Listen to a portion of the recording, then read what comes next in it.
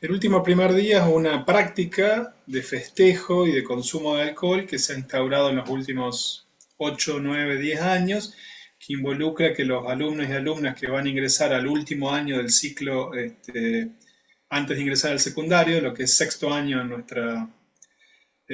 sexto grado en nuestro sistema, desarrollan una salida esa noche y durante la madrugada de ese día, y luego muchas veces llegan sin dormir al establecimiento educativo en el caso de que sean del turno mañana.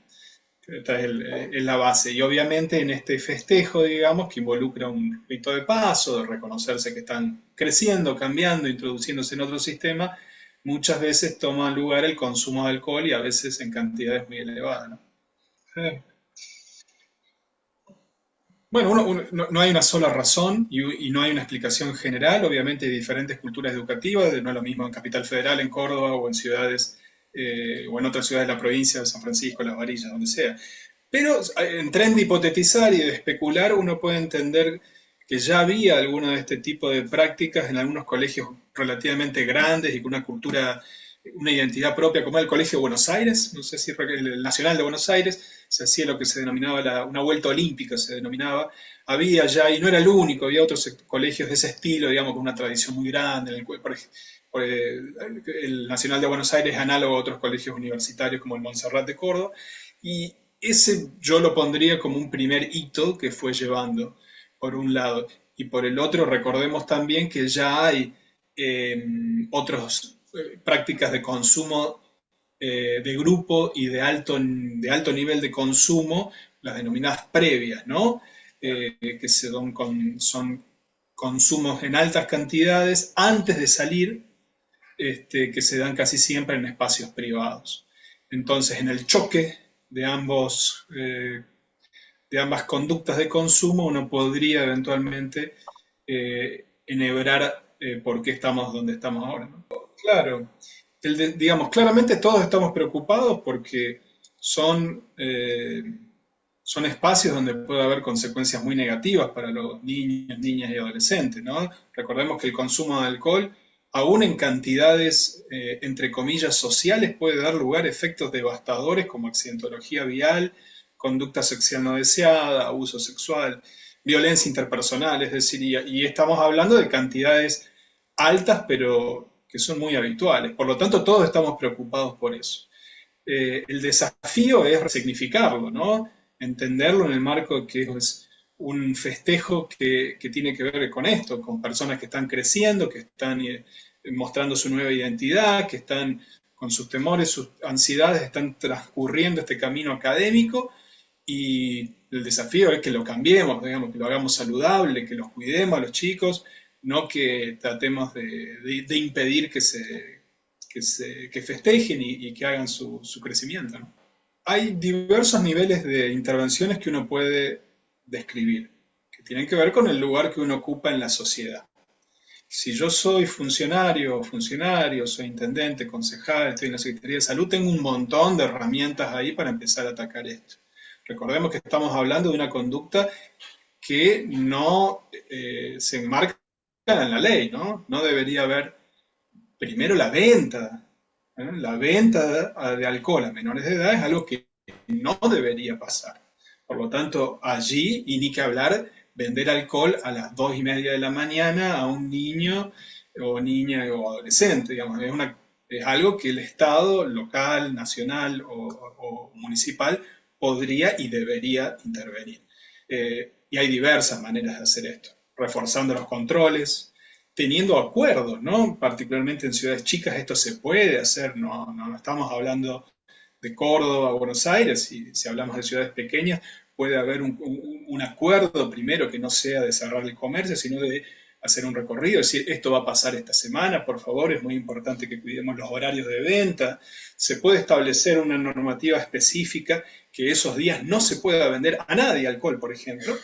Y uno dice, bueno, ¿qué puede pasar por esto? Hay como una cierta división pesimista de los chicos van a encontrar alcohol por otro lado. Bueno, probablemente algunos lo hagan, pero está probado que las medidas de control de la regulación del expendio tienen un efecto. Entonces ahí tendríamos un primer elemento. Gente que tiene responsabilidad, ni siquiera es algo que lo tienen que hacer de buena voluntad, sino que lo deberían implementar en ese sentido. Luego, un segundo elemento tiene que ver con lo que es el ambiente de hogar, ¿no? O sea, nosotros como padres, madres o referentes afectivos, primero tenemos que dar un modelo, ¿no? No podemos esperar que niños y niñas no consuman alcohol si nosotros lo hacemos, ¿no? Si nosotros lo hacemos en exceso, si mostramos el alcohol en la mesa familiar, si mostramos el alcohol como una forma de reducir tensión, de recurrir a esta sustancia o a otras cuando estoy estresado, cuando me siento mal. Por lo tanto, el primer elemento es ser un buen modelo uno, ¿no? E indicar eso. Mi expectativa es que vos no podés consumir alcohol, no vas a consumir alcohol. Es decir, dar el ejemplo y predicar con lo que yo espero como padre, madre o referente afectivo. Y todo eso en un marco de diálogo, ¿no? De no cerrarlo. Es decir, explicarle, hablar sobre todos estos temas, hablar sobre el consumo de alcohol, hablar de las consecuencias y no necesariamente las negativas a largo plazo de 20 años, sino estas que yo nombré, o sea, la posibilidad de accidentología vial, la posibilidad de conducta sexual no deseada. Y si eventualmente va a haber consumo de alcohol y es algo que yo sé que va a pasar y que no voy a poder evitar, también puedo hablar de conductas de cuidado que hay que tener en ese marco. ¿Mm? ¿Qué se va a tomar? ¿Con quién? ¿Cuándo? ¿Cómo voy a volver? Podrían ser algunas, siempre asumiendo que esto ya es cuando yo lo otro no funcionó, ¿no? También hay algo interesante que es que yo siempre, como padre, madre o referente afectivo, cualquier acción que haga para que no se inicie el consumo de alcohol, se inició evitar que pase a borrachera constante o a un consumo excesivo semanal, todas esas metas que yo me ponga van a servir. No importa que ya el niño o niña ya haya tenido su primer contacto con el alcohol, puedo ponerme la próxima meta, evitar que progrese, y así sucesivamente. Digamos que el tercer eslabón de lo que venía diciendo se relaciona con tu pregunta. El establecimiento educativo puede, en colaboración con estos otros agentes, con los estados provinciales, municipales y padres, por ejemplo, crear festejos alternativos, ¿no? Esto ya se ha aprobado en algunas partes de la provincia, en Luque, en Villa Huidobro, viene de mucho antes, en los cuales lo que se intenta es competir con estas, no competir, sino brindar otro espacio donde puedan tener este mismo espacio recreativo, de rito de paso, pero en un ambiente seguro y sin que haya consumo de alcohol.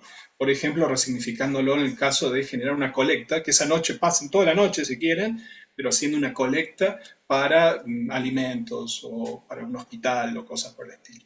Obviamente no necesariamente va a atraer a todo el mundo, no va a funcionar una primera vez, pero bueno, estas son acciones que hay que ir haciéndolo de a poco, ¿no? Y posteriormente, en el establecimiento educativo, ayer estaba en la charla que dimos con el ministerio, el ministro dijo una frase muy interesante de, bueno, al maestro siempre se le pide algo más, ¿no? Como diciendo, bueno, ahora más capacitación, más educación y participar también de esto. Y me pareció interesante la frase y es cierto, ¿no? O sea, siempre le estamos pidiendo algo más, pero bueno, es muy interesante la idea de que el establecimiento educativo va a recibir a estos niños, niñas, y es mi postura, y que también fue compartida por otros, es que debe ser un lugar de contención, ¿no? Un lugar de contención donde se reciba a estos niños, niñas y adolescentes, donde tengan la posibilidad, si fuera el caso de que no están en las mejores condiciones, de que sean recibidos, cuidados, que tengan un lugar de hidratación, no que sean expulsados del establecimiento, ¿no? Eventualmente que se considere esto y haya un primer momento de charla sobre estos elementos. Se puede también incluir a los padres en esta circunstancia. Puede planearse, ayer en la charla, en el chat, alguien indicó que lo que habían planeado era que en esa mañana había una actividad donde iban a estar invitados padres y madres y referentes afectivos. Entonces el niño y niña ya sabía que se iba a encontrar a las 9 de la mañana con su papá en el marco de una charla de planificación bueno, eso ya pone un elemento institucional que le da cierta contención y elementos. Bueno, no hay recetas mágicas, hay que trabajar desde arriba para abajo, ¿no? Un gusto colaborar con lo que pueda. Te agrego un elemento más que creo que me olvidé de agregar aquí. Un elemento que recorre todo lo que hablamos son los denominados juegos de beber o juegos de consumir, que son algunas prácticas de consumo que se relacionan con cada una de estas cosas. Un juego de consumir es, por ejemplo, son 5 personas que se juntan y, por ejemplo, ponen un Jenga al medio y cada vez que una piecita del Jenga se cae hay que tomar alcohol, ¿no? Eso es una práctica de consumo muy riesgosa. Tiene elementos de presión social, tiene elementos de ludificación del consumo y la posibilidad de consumo de 5, 6 o 7 tragos de alcohol. Un trago es la cantidad de alcohol que hay en un vaso de cerveza o en un vaso de vino, en una cantidad muy corta de tiempo. Por lo tanto, es una práctica de consumo muy, muy, muy peligrosa y debería formar parte de los elementos de diálogo que mencioné previamente, en el consumo familiar y en la supervisión y el monitoreo, por ejemplo.